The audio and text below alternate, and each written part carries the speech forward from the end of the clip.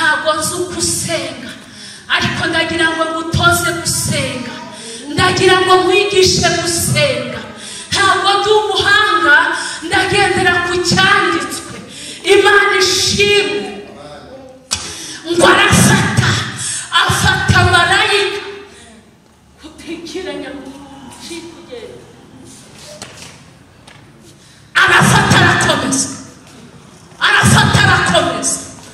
marayika ati wanjye kwete singure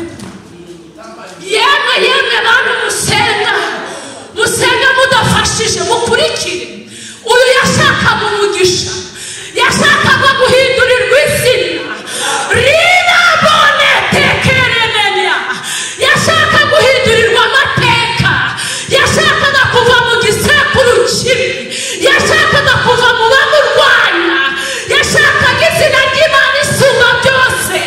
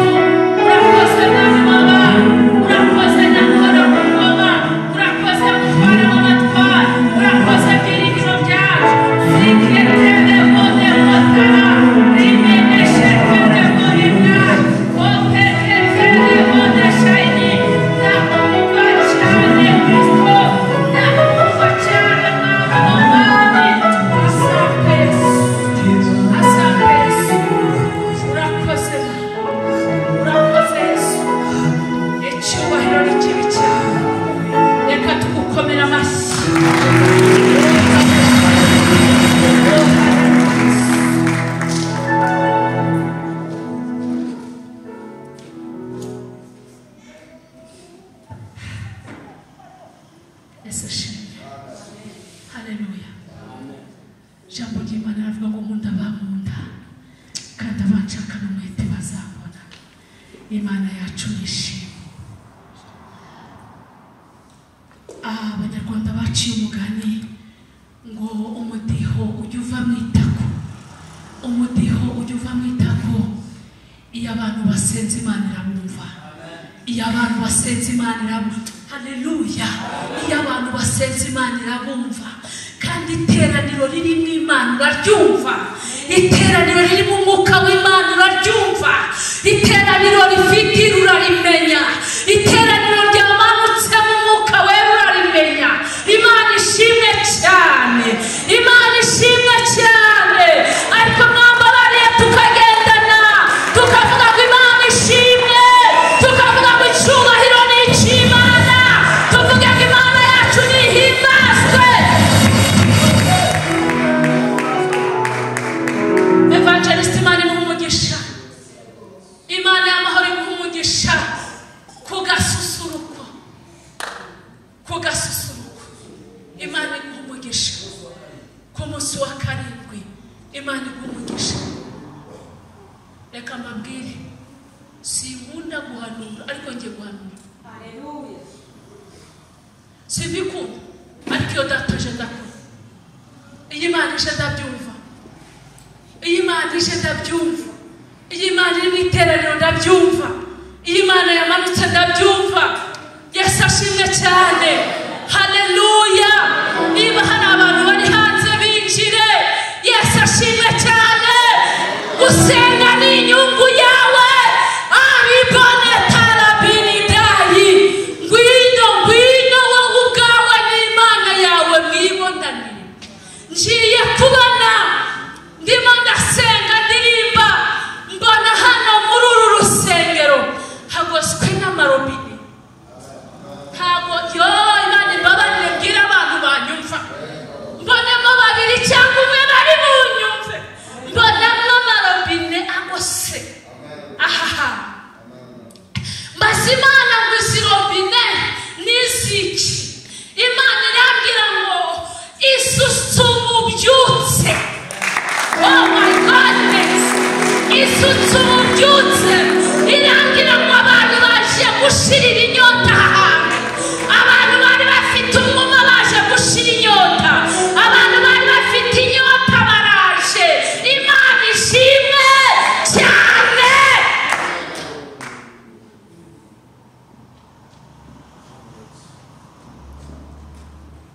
Reka mbabwire, niba hari umuntu ubuhanuzi bwe buba ingume mbamo kandi nigirira icyizere, ariko uyu mwaka ntabwo uri bushira. Amateraniro ya mbere ya saa sita ameze gutya.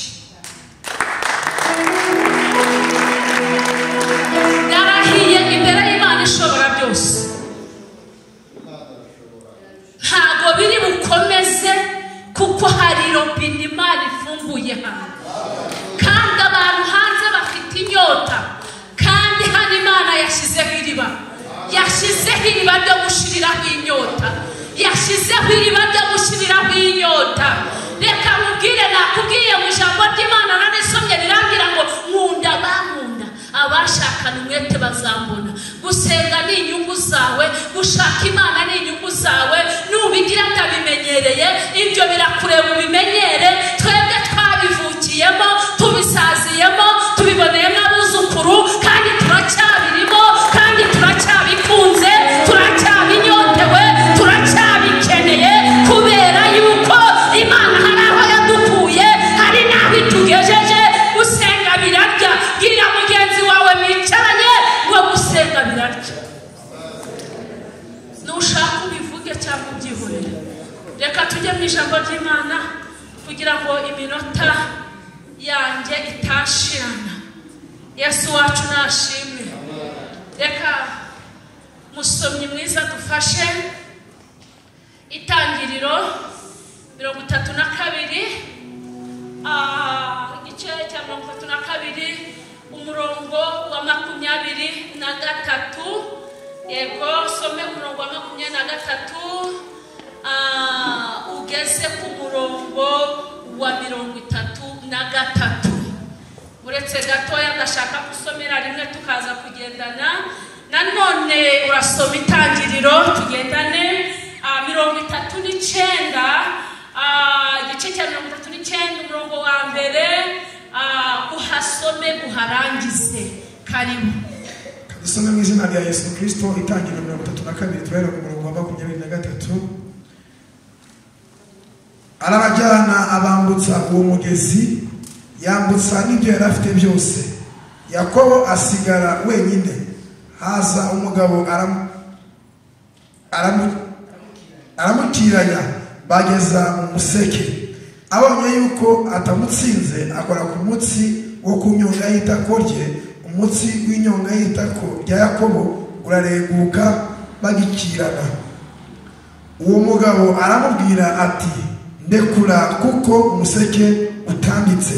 Aramusubiza ati, sinkurekura utamaye umugisha.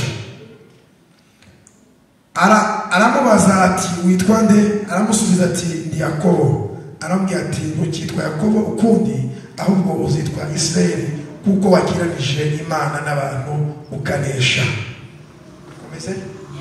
Yakobo aramubwira ati,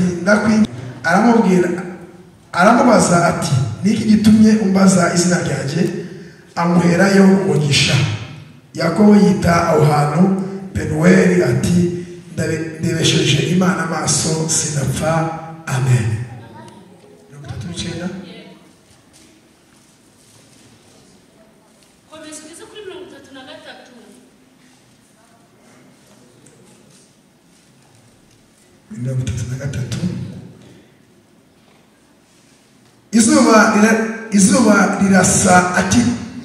Izuba rirarasa akirenga Penueli acumbagizwa n'ikibero.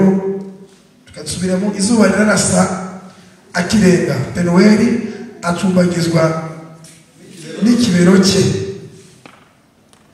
Ibyo nibyo bituma Abisirayeli batarya umutsi wo kwitako uri ku kibero na ugingo n'ubu, kuko wa mugabo yakoze ku mutsi wo kunyonga itako rya Yakobo. Amen.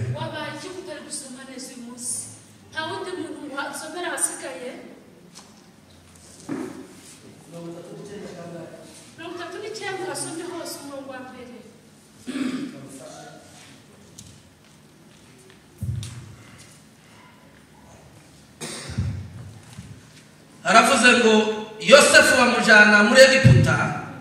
Potifari umunyegiputa, umutware wa Farawo watwaraga abamurinda, amugura n'Abisirayeli bamuzanyeyo.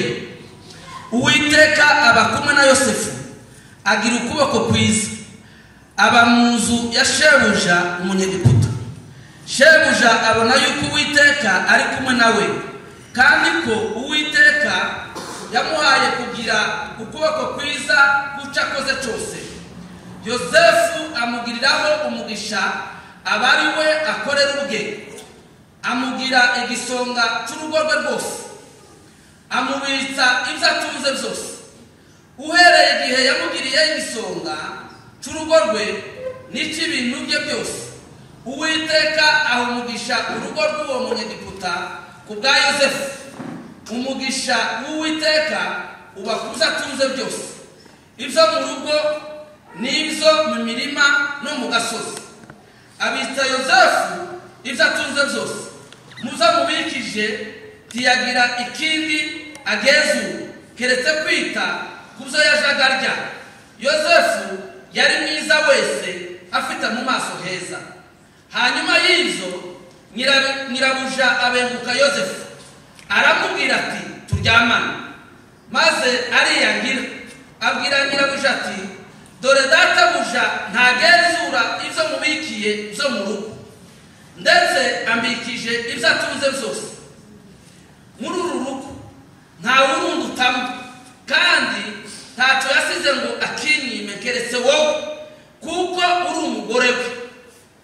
None nabasha nte gukora icyaha gikomeye gityo ngacumura ku Mana? Akaja abibwira Yosefu uko bukeye, ntamwumvire ngo aryamane nawe cyangwa abane nawe.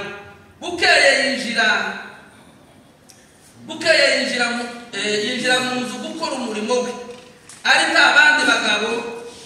barimo. Uwo mugore afata umwenda we aramubwira ati turyamane. Amusigira umwenda we arahunga arasohoka. Abonye yuko amusigiye umwenda we agahunga agasohoka, ahamagara abagabo bo mu nzu ye arababwira ati dore yatuzaniye umuheburayo wo kudusekana agasuzuguro. Yaramwegereye ngo aryamane nanjye. Ntabarishijwe rirenga, maze yumvise ateye hejuru tabaje, asiga umwenda we iruhande rwanjye arahunga arasohoka.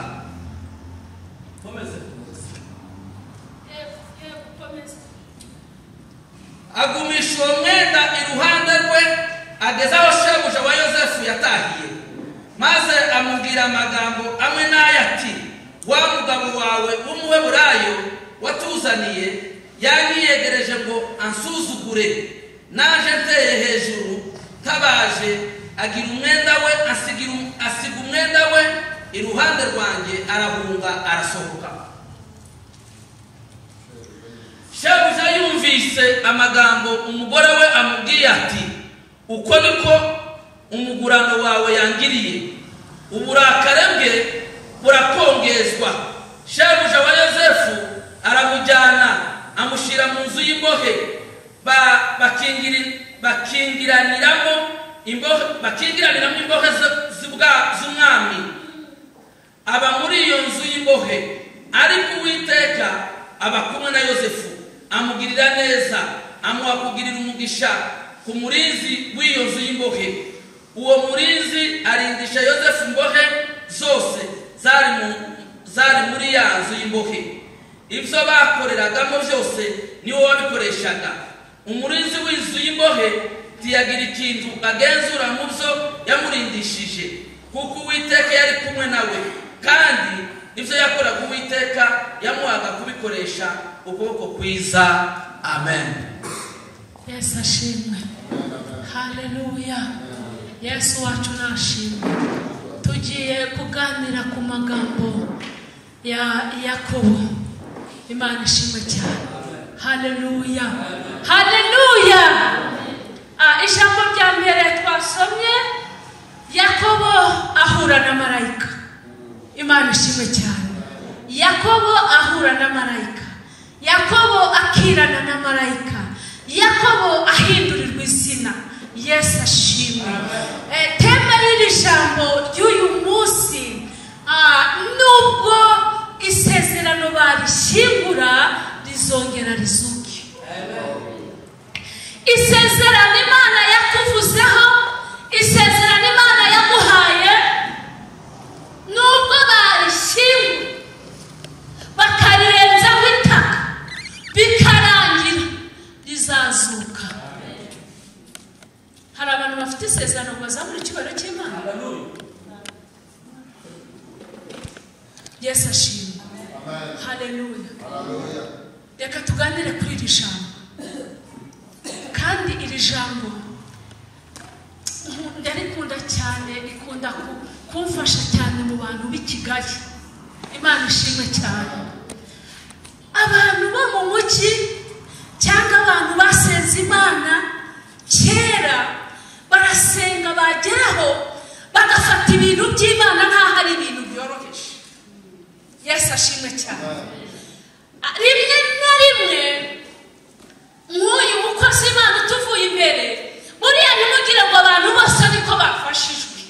Hari abari butahe bari kumukritika bavuge ngo uriya yakabishe.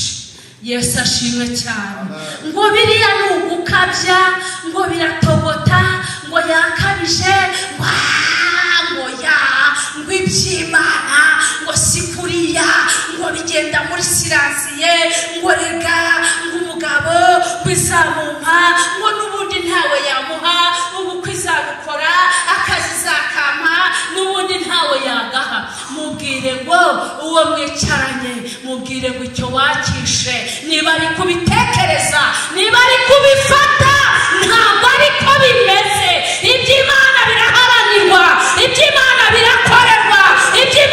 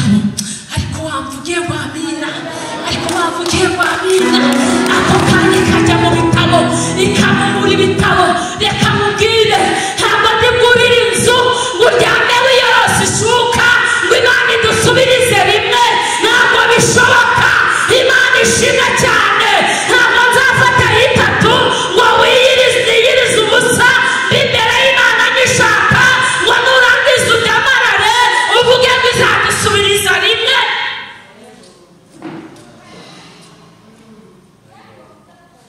Umubyizi umuntu yakoze ugaragarira mu bikwa. Yesu ashimwe cyane. Haleluya.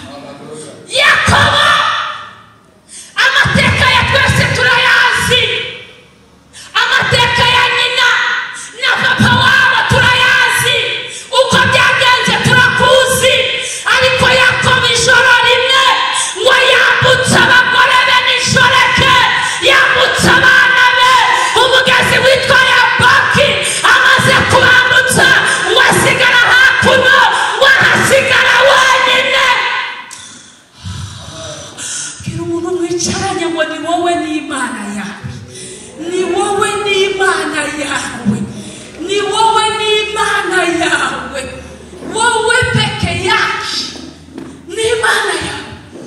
Asigara wenyine mama, amaze gusigara wenyine ngo ahahurira Diyabini Karabo, ahahurira n'umugabo. Imana ishimwe. Ahahurira n'umugabo arisobanukirwa, aravuga ngo afite ikibazo, mfitanye ikibazo n'uwo tuvukana. Imana ishimwe. Mfite ubwoba ko azanyica kubera ibyo namukoreye, kubera akarande, kubera aho twavutse, kubera amazina batwise, kubera ibyo ababyeyi bacu badushutse tugakora, kubera ko batadusengeye, kubera ko batadutoje gusenga, kubera ko batadutoje kubaha, kubera ko batadutoje. Hari ibidutegereje hariya imbere, ibidutegereje ntabwo biri budusiga amahoro, ariko ubagize umugisha nkaba mpuye n'uyu mugabo. Riba yasire bane ndani, reka mufate, namaze kumenya yuko uyu mugabo atanga umugisha.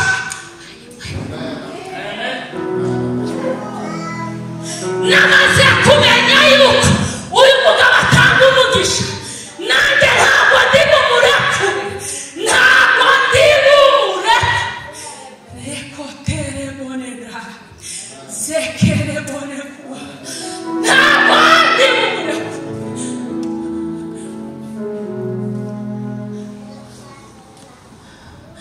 Bwira umuntu mwicaranye ngo uwo wafashe mufate cyane,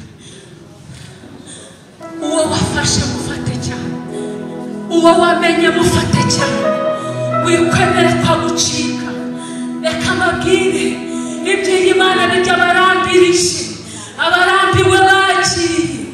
Iby'iyi Mana bisaba kwitonda, iby'iyi Mana bisaba kuyikorera, iby'iyi Mana bisaba kuyishaka, iby'iyi Mana bisaba kuyishaka. Ngwino hano kuko ni wowe utogota, vayo hatagira undi bikorere bigakomera. Imana ishimwe cyane. Wewe ntabwo wandeka. Amen. Hagarara hano, hagarara. Amen. Imana ishimwe.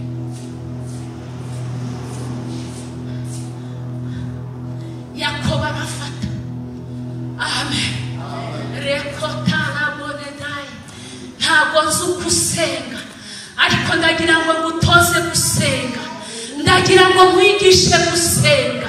Ntabwo ndi umuhanga, ndagendera ku cyanditswe. Imana ishimwe. Ngo afata marayika kutikiranya kugenda, arafata arakomeza. Marayika ati wanjye ko yatisingure ku yemwe bantu musenga mudafashije mukurikire.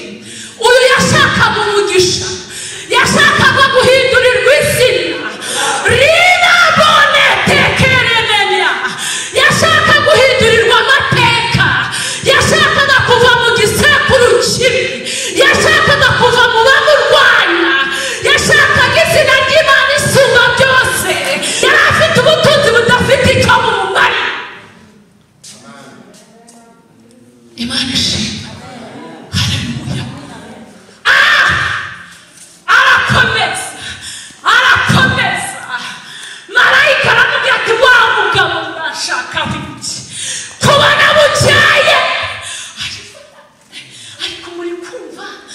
ariko murahabi ko mubyaye umuseko utambitse wanze kudakura wandakuye wayundi aravuga ati sinkure kurutamaye ntabwo nkure kurutamaye umugisha ntabwo nkure kurutamaye akazi ntabwo nkure kurutaminduriye amateka ntabwo nkure kurudahinduye izina ryanjye ntabwo nkure kurudakuyeho abarozi ntabwo nkure kurutangishije ntabwo nkure kurutamaye urubyaro ntabwo nkure kuri abana banjye batabonye abagabo ntabwo nkure kurutankoreye amakwe ntabwo nkure kurutanyambitse urugori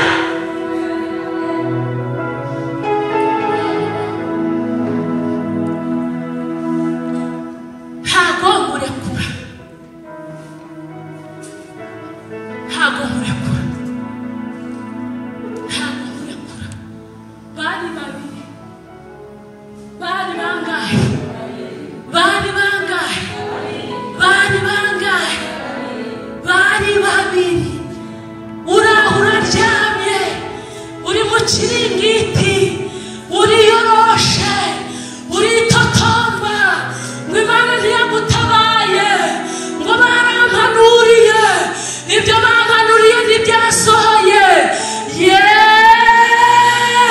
uriya yakoze akazi yagombaga gukora ibisigaye ni ibyawe kugira ngo winjire ku Imana yavuze.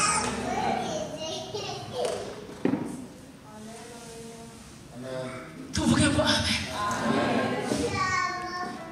Tuvuge ngo amen. Arakomeza ngo marayika warangije akanda umutsi ku nyonga y'itako ngo umutsi urarenduka. Haleluya. Umva icyo kintu kurura icyo kintu ngo ase arakanda umutsi w'inyonga y'itako urarenduka ariko urendutse ntiyamurekura arakomeza aramufata arakomeza ahangana nawe aracumbagira arababara yumva ko bigeze ahantu ababaye ariko aravuga ngo nubwo nababara ntabwo ndi bukurekure utangiriye neza ntabwo ndi bukurekure utanabaye ntabwo ndi bukurekure. Aramubwira ngo urashaka iki? Ndashaka umugisha. Witwa nde? Nitwa Yakobo. Aramubwira ngo guhera uyu munsi ntabwo witwa Yakobo ahubwo wise Isiraheli. Ngo Yakobo arangije aramubaza ngo wambaye ukabwira ngo urinde. Aramubwira ngo ni ukubera iki umbajije yewe muntu igendere. Aravuga ngo kubera ko umbajije izina ryanjye. Imana ishimwe. Abarokore b'iki gihe mureke dusubire ku isoko yo gusenga, dusubire ku isoko yo gusenga. Imana nivugana nawe ninaguha umugisha banza ugende buhoro wikwiruka.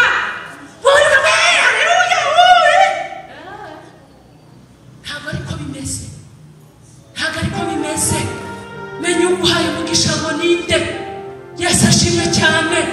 Menya ngo iguhaye amafaranga ninde kugira ngo amafaranga uhawe umenye kuyajera, amafaranga uhawe umenye kuyakoresha neza, amafaranga uhawe umenye kuyafasha n'imfubyi n'abapfakazi. Ntabwo uhawe amafaranga yo kujyana muri loji, ntabwo uhawe amafaranga yo kujyana mu kabari, ntabwo uhawe amafaranga yo kugura za smartphone zo guhonga abagore cyangwa abagabo. Imana iraguhaye ariko ibyo iguhaye bajera mwiza, ureshera mwiza wo gukoresha ibyo wahawe neza, ubikiranukemo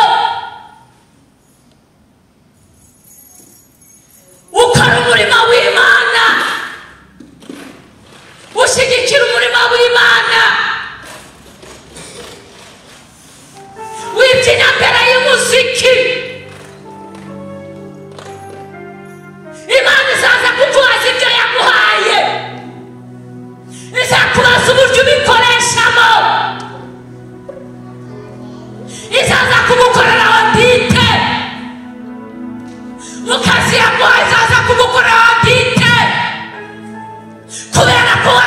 ukomeze kubera ko wakiranyije marayika. Imana ishimwe. Marayika aramubwira arangije ngo uhaye umugisha kandi uhawe umugisha kuko utsinze ukiranyije marayika w'Imana. Imana ishimwe cyane. Haleluya. Ukiranyije marayika w'iki w'Imana. Yesu atugirire neza cyane. Umugaragu w'Imana aratangara ngo hanahita izina. Haleluya. Ngo ahita izina agasusuruko karaza izuba rirava rirahamusanga. Imana ishimwe cyane. Haleluya. Aravuga ngo ndahiriwe kuko mbonesheje amaso yanjye Imana. Mbonye Imana n'amaso yanjye kandi ntabwo mfuye. Pepera Yesu. Mbonye Imana n'amaso yanjye nkomeje kuba muzima. Mbabwira akantu mu Bisiraheli ijambo ratuvuga ngo bajya barya inyama y'ururyamiro yo kwitako kubera iki batayirya. Haleluya. Haleluya. Ni ukubera ko cyabaye igitambo cyo kugira ngo uyu mugabo w'Imana ahindurirwe izina. Hari ibitambo byinshi bitamba ku buzima bwawe kugira ngo uhindurirwe izina. Imana ishimwe cyane. Imana urayishaka. Imana urayitereta. Imana urayinginga. Imana urayisaba. Imana urayihendahenda. Imana urayibwira ikumva. Mwarambiwe. Bwana Yesu asifiwe. Haleluya.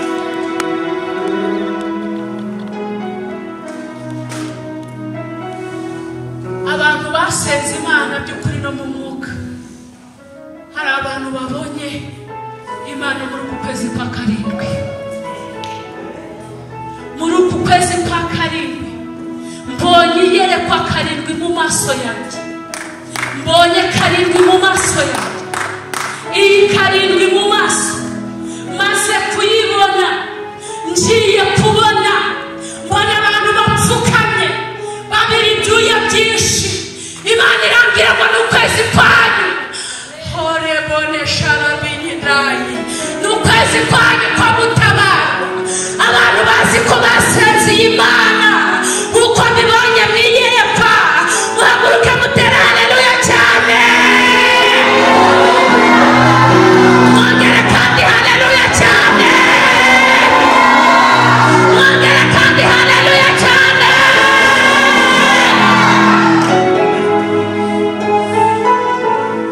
Imana iratabara.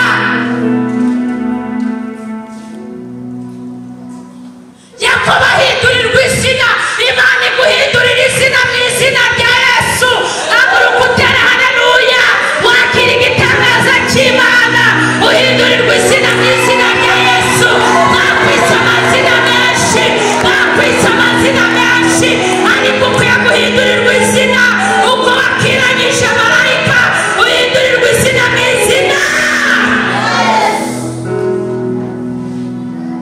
Ababyumvise batere haleluya cyane.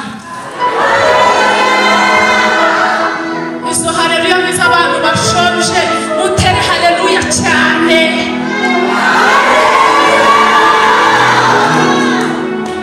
Imana y'amahoro ibahe umugisha. Imana y'amahoro ibagirire neza. Haleluya. Ahindurirwa izina kugeza uyu munsi yabaye Isiraheli ntabwo cyitwa Yakobo. Hari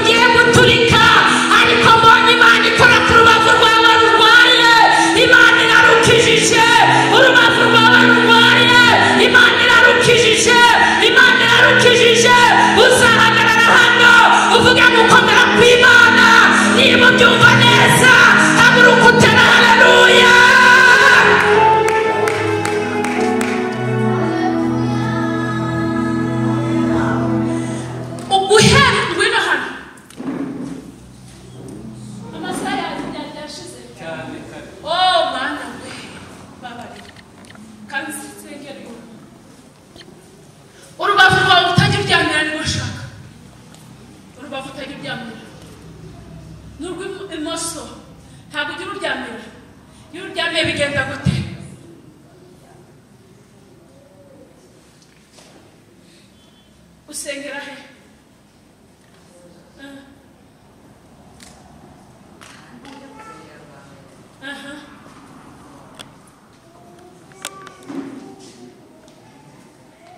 Uve muri Amerika guhera uyu mwanya niho utuye, nyine utuye muri Amerika.